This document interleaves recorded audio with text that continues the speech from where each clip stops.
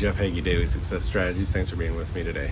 So today I have a special episode for you. My friend Richie Norton stopped by the other night, and as we were visiting, I told him in our Inner Circle Mastermind, we're talking about his book. We're studying his book, The Power of Starting Something Stupid.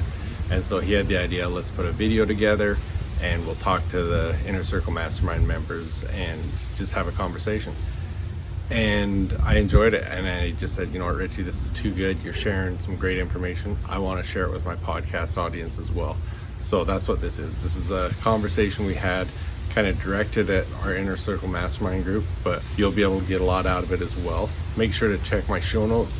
I'm going to include everywhere you can follow Richie, where you can get his book, The Power of Starting Something Stupid. And make sure you're following him because he just signed a new book deal. So in the next year or so, he's going to have a brand new book coming out, and I can promise you it'll be awesome. But thanks for being here. Enjoy this, and please share it with someone because Richie shares some incredible information here. All right, hey guys, just sitting here with Richie. I was telling him how we're studying his book in our mastermind. And so he suggested we have a conversation about... Wait, is Jeff not the best? He's the best guy. I've known this guy for years. We even go hiking in Waterton without Bears Hump. I remember. And we've worked on all kinds of projects over the years, but I don't know. He didn't tell me to say this, but like this guy knows what he's talking about. You guys all just do thought whatever he says. They just thought I'd name drop, and they didn't think I really knew who you were. Oh, well, he knows. But yeah, so we just want to, since we've been studying this, talk about a few of the things and just share some ideas with you guys. We actually did this with Kodiak Mountain Stone once when we were doing our education plan. Richie joined us, and that was really fun bringing that in. But, one of the things that I've talked about with you guys and that I've always admired about Richie and Natalie is how they have put how they want to live first. They've chosen their lifestyle and then work their jobs around that. And maybe talk about that, Richie. Yeah, totally. And share a little bit about that wild cross-country trip you did. Okay. Well, if you've been reading the book, you kind of know the stories. So like some of the ways that Natalie and I think were forced upon us because of, some tragedies, and some things have happened since the book too. Like you read about her brother passing away, you read about our son passing away. But since then we had foster kids that you knew well that came and went, which was its own hardship because when someone you love leaves and they're still alive, which it's kind of weird to say out loud, but you worry about them in a different way. You know what I mean? There's not that finality. It's like, oh my gosh, what's going on? So it's another level of anxiety and stress. Natalie had a stroke, lost her memory. My son got hit by a car and should be dead. I could go on, but I realized real quick that not only can people pass away in this time, long but short, you can lose your health in an instant. All these things can happen. But what happens usually for most people is that they lose their life to their business. So they'll start a business to try and maybe get a new take on life or have a new environment and have a new lifestyle, only to lose that dream to the business. So just one way to think about it, what I try to do, what Natalie and I try to do is a lot of people work as if they're it's leading up towards some goal, which is fine. We've been learning that since we were children. The problem with that is your goal is always one step ahead or 10 steps ahead. How often do plans actually come to fruition? Very, very rarely. And so what I try to do and what I try to teach people to do now is say, instead of having a plan that leads up to something, if it all worked out, then what would happen? What would your life look like? And they'd say, I have freedom of time and freedom of location, or they'll say something that they want to do. And so then I'll say, well, then why don't you do that right now? And this scares everybody. But just as a thought process, if you were to say, if I'm living that lifestyle right now, then instead of leading up towards it, you're actually building systems that support it. So even if these things don't work out, you're still successful, quote unquote, because you're living that lifestyle you wanted already. Right. Even if the business doesn't work out. What happens is when you try to build up towards the ultimate goal, in psychology, they actually have a word for it. It's final cause. That's the term, final cause. what happens is they cement systems that make it so they can't get out. So when they finally want to leave and do that thing, they never set up the business in a way that they possibly could even do it. This is why people sell too early, or they close it down because they can't get out. So when you, let's say it's like a castle, you put a castle in the middle, that's your dream, that's your lifestyle, and you build moats, economic and strategic moats that support and protect that middle. Right. Anyways, so one example, like he was saying, is after our baby Gavin passed away, we went on the road for 6 months, and it wasn't planned that way. We just got one-way tickets to New York, and we got a van, an RV, and then a van later. We ended up going from New York to San Diego to Mexico, all the way back up the coast to Canada, and then back down, and then back home to Hawaii. But that experience, again, forced us to learn. We weren't just like spending all this money. We were using money we made on the road.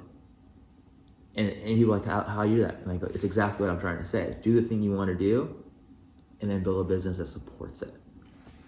And you talk about those moats that are holding you in. I mean, even if you could do that, even if you're, okay, we can make money on the road, we can do that, but our kids are in school. Yeah. And you guys just like, no, they're not. They're going to get the best education of their life. Yeah. It comes down to priorities, right? So right. You go, oh, but our kids are in school. You go, well, if then the value of school is in your backyard with these people, with those sports, which it might be, and there's nothing wrong with that, then obviously you're living the dream already. Like, you can't feel right. bad. Like, you chose that. But if you're like, oh, maybe we can take them out and put them back in. Like, did you ever know you could take your kids out of school and put them back in? You know what I mean? Like, you can do that, right? You can teach them on the road. There's homeschool, there's road school, there's all these things. So instead of managing your time and kind of what you want to do, it's more about prioritizing your attention. Like, if you want something, go put your attention on it. And then the time management disappears because you're doing what you want to do. Right. And really, like, I look at what your kids are doing now, and their minds are just expanded so much on what's possible. And it's because that's what they've known their entire lives. And I think that's so cool. I mean, even, when we went to pick up Jamari and we went to the school, and like, we want to pull Tia out of school for a few weeks, however long we're going to be in Africa, if she needs to take homework or whatever. And the principal was like, what's she going to get more out of, sitting in social studies class or going to Africa? Oh my gosh. Well, you had a good principal then. I don't think that many would actually say that. You were lucky. That's awesome. And he's right. You know what I mean? That's exactly true. That is absolutely true. So maybe share with these guys what your kids are doing, because they are doing cool things, from their photography, art, all the different things they're doing. Well, it's cool to hear someone else, see it and say it, because I obviously see it and love it, but I'm there. You know what I mean? So I'm not seeing it from an outside perspective, but I'm just so proud of them. Like, my oldest is 17, and he works with John Florence, who's the #1 surfer in the world, and he goes in the water, and shoots, or he's on land filming, or he's editing in the office, or he's driving his truck around and helping him take out his boat, and he's living the dream that any photographer would ever have right now. And that was because he put himself in a position where he thought maybe one day he'd want to be a film director or take pictures or be a photographer. And so he started doing it immediately. Didn't wait for some school or for something else. And my other son in the middle, so that was Raleigh. Well, and going back to that, I mean, last time you and I talked, he was heading to Tahiti the next day. Yep. To go do it. Yep. And what is he, 17? Yep. I mean, he went to Tahiti by himself with his, with a couple of friends, and they just did, a project. But so incrementally, instead of just a regular school, we gave them opportunities to be trusted and work on projects that were interesting to them. Because if there's a project that you're interested in, you can actually learn any subject around it. Right. For example, I even, this isn't my example, I've heard someone say, if you're interested in horses, couldn't you learn history from the history of horses and how they were used over the centuries, or there's their biology, and you could use mathematics of what how they jump or how this thing happens. Like, you got to get creative. So we did that. Our middle one, Carden, super into art, so he's making art and he's immediately selling it. That's what he wants to do. And so I get to teach him pricing strategies, and then he's now learning guitar. The youngest is riding like 20-foot waves, 25-foot waves, and they're crazy. All my kids are way crazier than me. But I think every child's different, so there's no like comparing. But I think if you open up an environment of trust and an environment of opportunity by letting them focus on projects that they're interested in, even if you're not interested in it, but you become interested because they're interested in it, it just unlocks potential.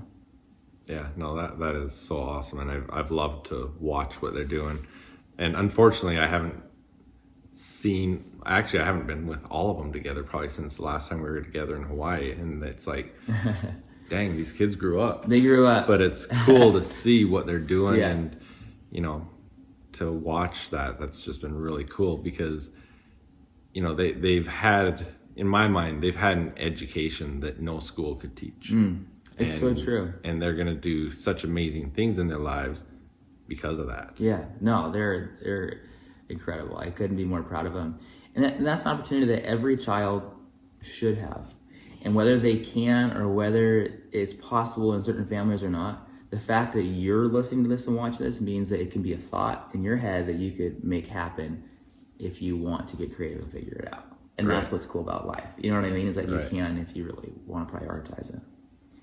That's really cool. And one of the things I like what you talk about in there too, is how the limiting beliefs we put into our own lives.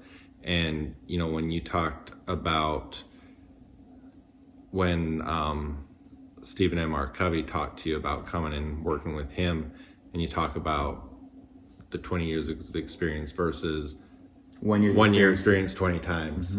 And maybe just talk a little bit about that. Yeah. So he brought me to his office, asked me to work with him. I said, aren't I too, this is like, a while ago. I was in my mid-20s, and he's like, I said, aren't I too young? And he said, he kind of pounded on the desk, his own fun way, but kind of like serious, and says, Richie, I said, aren't I too young? What about the gray hairs? That's exactly what I said. And now I know it looks like I'm blonde, but I'm also gray under there.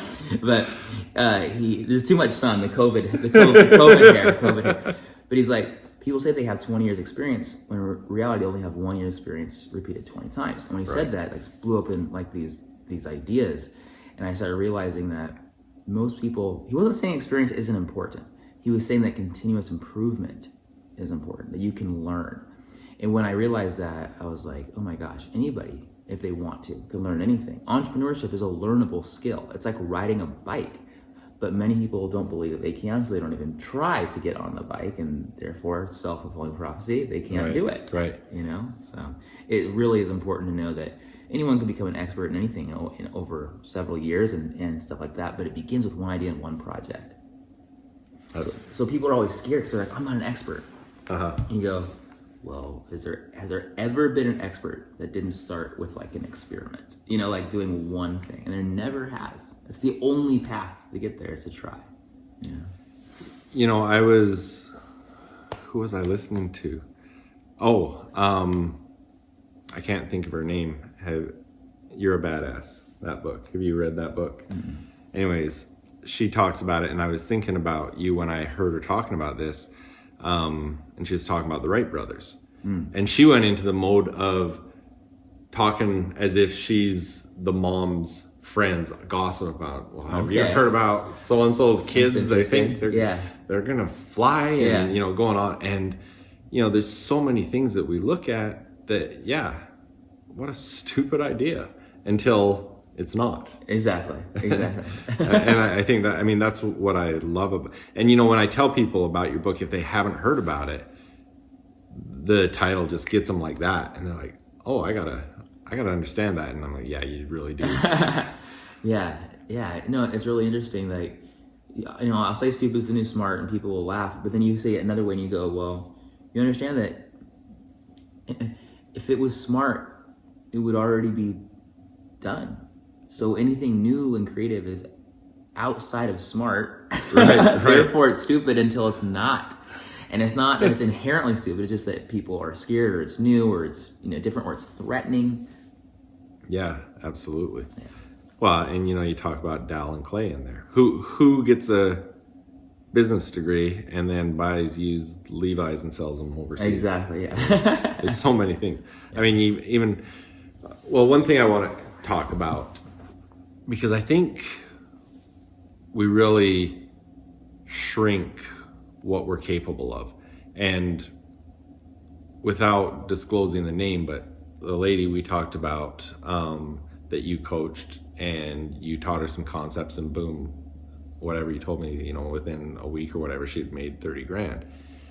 How does someone get to that point? This just happened again this week, by the way. Really? Yeah.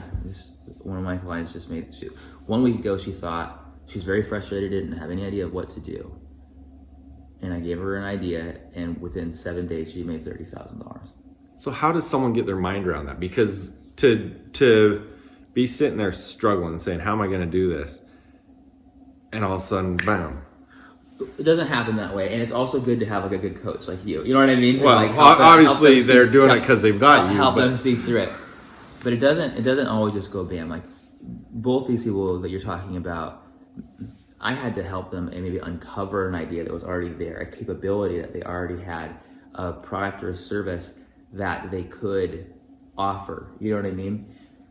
But beyond that, is what we were talking about too, separately, is like, you can't make money unless you ask for it. This is the way it works. Right. So people will spend all this time working and then say, I didn't make any money. And I'll say, when's the last time you asked somebody for their card? And they'll say, I can't remember the last time I asked somebody for their card. And I'll go, well, then I can't remember the last time that you worked. Because if working means money, then you haven't worked a day in your life if you haven't made money. You've been preparing to work. I was actually going to say that. Last time we talked, you talked about working and preparing to work. So yeah, continue on that, because that one hit me like a... I mean, look, if you define work as toiling, you know what I mean? Like you're actually working, then you're always nonstop working, even just when you think about it, which is fine. But if you define work, or the end product of work, the fruit of work, as money, and you're not making money, then are you actually working? You might theoretically say, yeah. But then you go, okay, well then are you working on the right activities? Right. And you go, well, maybe yeah. And let's say you are. Let's just, because obviously maybe it's probably no. If you were saying yes to all that stuff, then you have to go back one step. What's the last thing that happens before I make money? And it will be somebody giving you their card.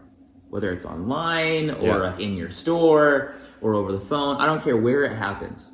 Money is exchanged. So when you go, well, when's the last time I actually made money? How did that happen? So you go like, here's the money. They gave me a card. This is how they gave me a card. If that thing isn't happening, like 2 steps back, that thing isn't happening every day, then you're not making money every day. So in this sense, you should feel good, because you're letting yourself off the hook by saying, my product, my service isn't bad. It's just that I'm not asking enough people to pay me, whatever that looks like. Right. But then you put yourself back on the hook and say, so why aren't I asking more people to pay me? And then maybe it's a mental thing, maybe it's a lead thing, maybe it's the way you're working thing. But at the end of the day, if you want to sell 1 or 2 people in maybe our industry, you may need to talk to 10 people. Mm-hmm. So if I didn't talk to 10 people today, I can't be mad at myself for not selling 1 or 2. I didn't even try. So then how did I teach people to make all this money? I taught them to reevaluate what they're selling, how to approach people, how to get people to come to them instead of them going to them. Does this make sense? I'll say it another way. There's a difference between a telemarketing company calling you and you calling a marketing company. Massive. So difference. you're helping them to understand how to make that switch. Teach them how to be able to come to them, but also just identify who in their audience, however small, even if it's with ads, if that's the direction you're going to, how to find those people so they come to you, and then you listen to them, and then you give them what they want. Awesome. And if you can't, then you don't, or you figure something else out. But it's not selling if you give people what they already want. It's just giving people what they want. Right. There's a price tag with it, but at that point, the offer isn't about whether they like it or not. It's about whether they can afford it or not. And that's a different question and a different topic and a different thing to work on with them, or downsell them onto something else. You know what I mean? Yeah. So, yeah. How, I haven't seen, and maybe you do, but besides, and when you do a killer job. Until you were giving this away recently, I hadn't seen a lot of ads from you. I don't do ads. Yeah. So how do you generate that? So I'll tell you, but the reason I'm doing ads right now is because I'm thinking forward. Mm-hmm. I'm going to be doing another book, okay, and maybe a year from now it'll come out. So I thought, what's the best way to sell a book? And I thought, maybe the best way to sell a book isn't just all the ways people are trying to get leads. I thought, what if the best way to sell a book is to sell more books? So since I have a book and I have some cash to like waste on ads, I really see that usually as a waste of money. I thought maybe I'll try and expand my audience of people and do that. So that's what's happening. It's an experiment. It's not making money, but it is selling tons of books. When I say it's not making money, it's because it costs a lot to make a book. It costs a lot to ship a book. I'm giving it away for free plus shipping and handling. There are some bumps, but I'm not that specific thing I'm not doing for the money. I'm doing to develop and grow a new audience. So with the ads of my book, I'm trying to develop a new audience outside of my regular circle. But for the most part, just simply the way, and I can tell you a story of how people can do this, not doing it with a book, but I just give stuff away for free. So like PDFs on how to change their life, or videos. At the end of the day, if you don't own the email or the contact information of the people on social media, then you don't really have an audience at all. You have a rented platform that can disappear overnight. Right. So I have more emails than I have social media followers. This took a long time. Yeah. But it starts with one. So I would take 100,000 emails over 1 million followers on any platform every day of the week. Yeah. 100%. The vanity metrics are just stupid in a bad way. So the way to get clients outside of ads, and you're like, I don't know anybody, is I'd say, actually, I think you do.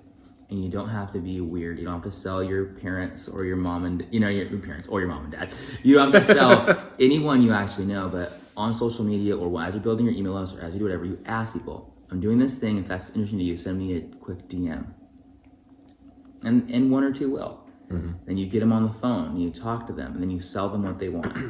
I'm saying it like in a very simple way because it actually is very, very simple. As you get more complicated, people start trying to sell things for less to more people, and it can work, but most often it works better to sell to less people for a higher price. And then people go, I want to reach more people. And you go, well, guess what? When you make more money working with less people, you have more time to help those that couldn't afford you. Right. So it actually works the other way than most people think. So if any of you listen to my Daily Success Strategies podcast, usually at the end when I say, if this is applicable to you and this is what you need, send me DM. That's where I got that from. There you go. There you go. So yeah, 100%. Yeah. So you're always trying to get people to raise their hand because they already like how you're showing up. Right. And then once they raise their hand, then you can pick on them. It's like if you're a teacher and go, tell me more. And then it turns into a transformational experience instead of some weird transaction. Right. People that don't like salesmen, it's because it's a transaction. And it's like, you just want my money. They're like, yeah, that's why that's all this is. So if you don't want to be that way, then don't be that way. Yeah. Yeah.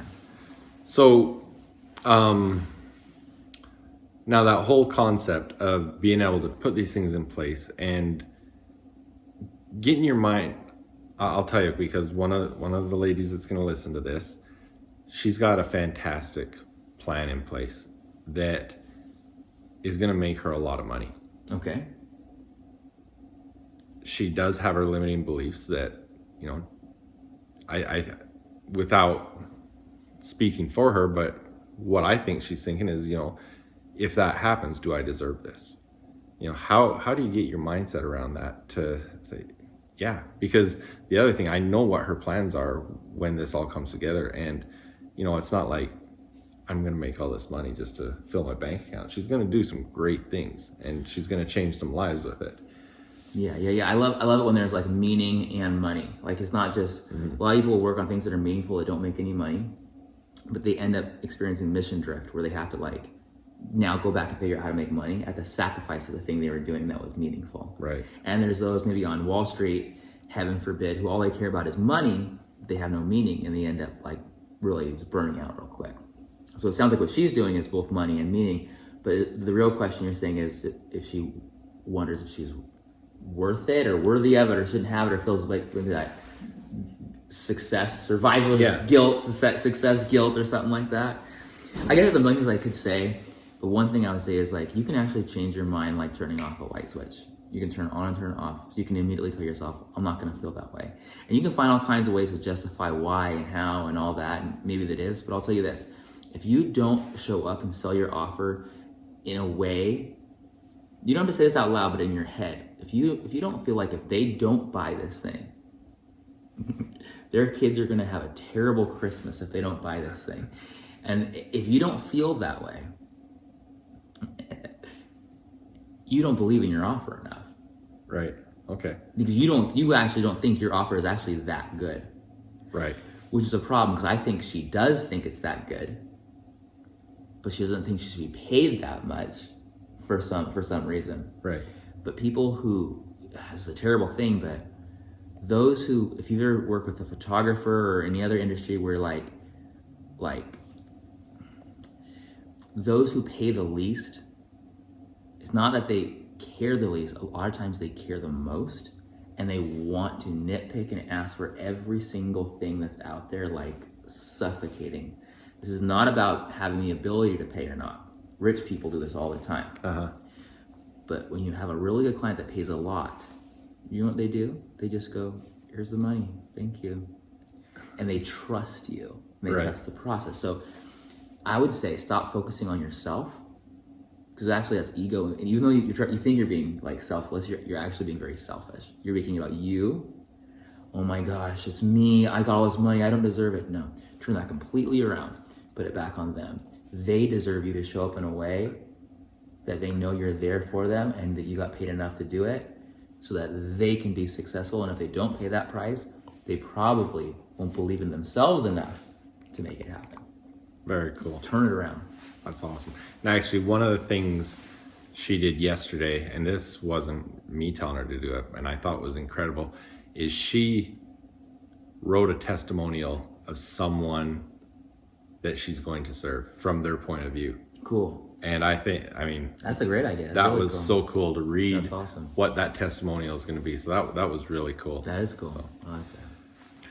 So what I want to talk about is, with my my podcast, I talk a lot about mindset, because what I've seen, whether I'm working with an entrepreneur or I'm working with a basketball player, a football player, whatever it is, they're all trying to, success is the same thing.